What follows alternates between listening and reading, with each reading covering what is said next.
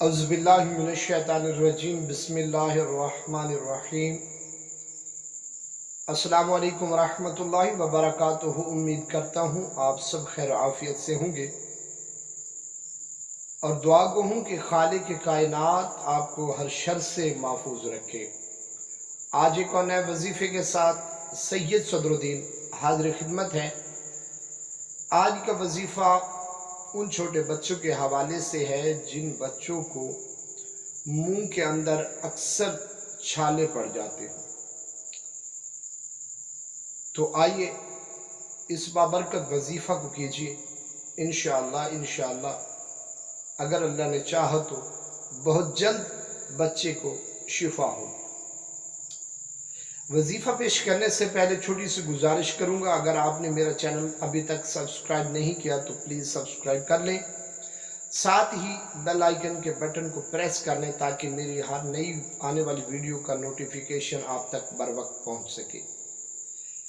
Video को and तक लाजमी देखिएगा, स्किप मत कीजिएगा, ताकि जो चीज़ आपके गोश गुजार की जा रही है वो आप अच्छी तरह से जहन नशीन फरमा लें।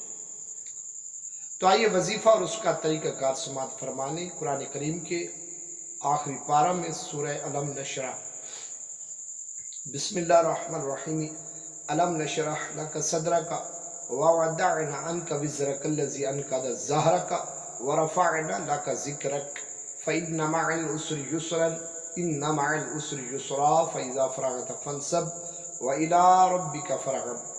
ये वाली सूरह मुबारका, इसको आपने 7 मरतबा पढ़ना है।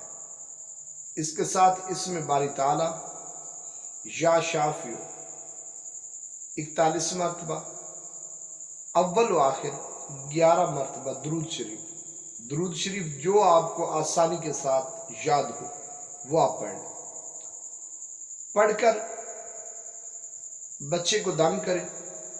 साथ ही देसी उम्दा यानी अच्छी बादाम ले लें, 3 से 4 बादाम, उनको ग्राइंड कर लें।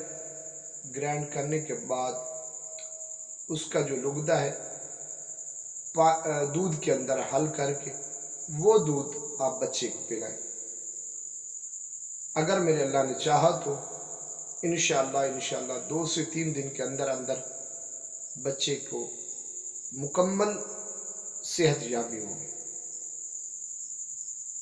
ये अमल आप ज़्यादा से ज़्यादा 11 दिन और कम से कम 7 दिन ये अमल आप करें। इंशाअल्लाह बच्चे को फौरी आराम होगा। वीडियो को ज़्यादा से ज़्यादा शेयर कीजिएगा, लाइक कीजिएगा, चैनल को सब्सक्राइब कीजिएगा, मेरे हक में दुआ कीजिएगा। अल्लाह हाफ़िज़ नासिर।